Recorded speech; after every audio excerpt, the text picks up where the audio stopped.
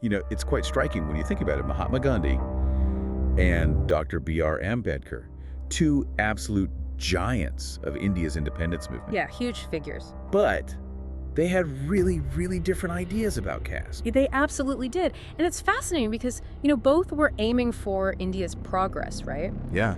But their approach to social justice, specifically untouchability and the whole caste system, well, it diverged pretty sharply. That's what we're diving into today. Why didn't Dr. Ambedkar fully trust Gandhi's approach? We're looking at a source, a podcast segment actually, called Why Dr. B.R. Ambedkar Didn't Trust Gandhiji. It's a really insightful piece. Okay, so let's unpack this.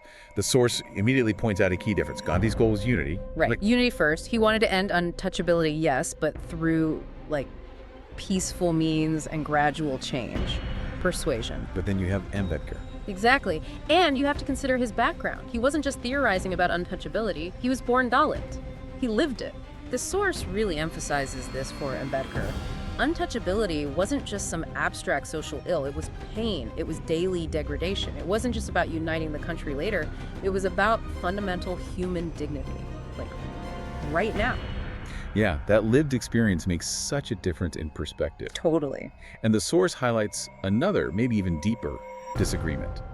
Gandhi, while against untouchability, he still seemed to, advocate for respecting the existing caste system. That's the crux of it, isn't it? It's a really difficult point.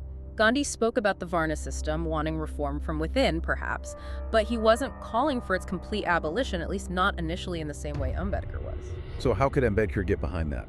Well, he couldn't, really. That's the point the source makes. Ambedkar basically asked, how can you respect a system that's inherently built on inequality, on discrimination? For him, you couldn't just tweak the system or make people be nicer within it. You had to dismantle the very foundation. He wanted genuine equality, real freedom, not just, slightly better treatment within the old structure. Which brings us to the Poona Pact, 1932. This seems pivotal in the source. Oh, absolutely pivotal. Ambedkar had been fighting hard for separate electorates for Dalits. Meaning Dalits would vote for Dalit candidates separately. Yes, exactly. To ensure they had their own representatives, their own political voice, not dependent on the majority caste votes. He saw it as essential for real political power and self-determination. But Gandhi strongly opposed this. He did, vehemently. He saw it as divisive, something that would permanently break Hindu society apart and weaken the independence movement. That led to his famous hunger strike, his fasten to death. Which put immense pressure on Ambedkar. Huge pressure. And the source explains that Ambedkar felt compelled, really forced, to agree to the Poona Pact. And what was the compromise?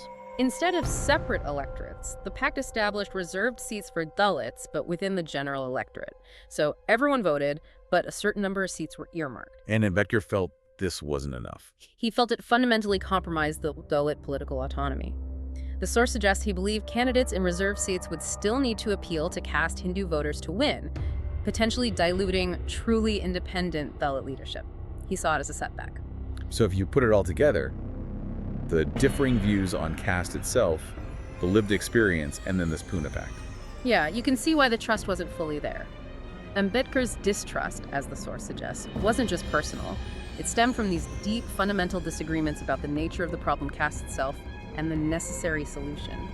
He likely saw Gandhi's approach as, perhaps sincere, but ultimately insufficient and maybe even counterproductive for Dalit liberation because it didn't tackle the root inequality head-on and, crucially, weakened their political power with the pact. So, for you listening, the podcast source leaves us with some big questions. Was Ambedkar justified? Given everything, were his reservations about Gandhi's methods fair? And conversely, should Gandhi have maybe listened more closely, perhaps adopted a different strategy regarding the separate electorates? It really forces you to think about the complexities here. You have two incredibly important figures, ostensibly working towards freedom, but with such different paths. It shows that history isn't simple, is it? Social justice movements often have these internal tensions, these profound disagreements based on experience and analysis.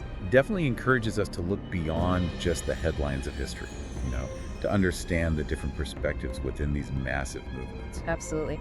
And maybe a final thought to leave you with, drawing from this, Thinking about today, how do we balance the need for broad unity and fighting injustice with the absolute necessity of specific measures and protections for the most marginalized groups? That's a powerful question. It shows how these historical debates are still incredibly relevant. They really are. Lots to think about.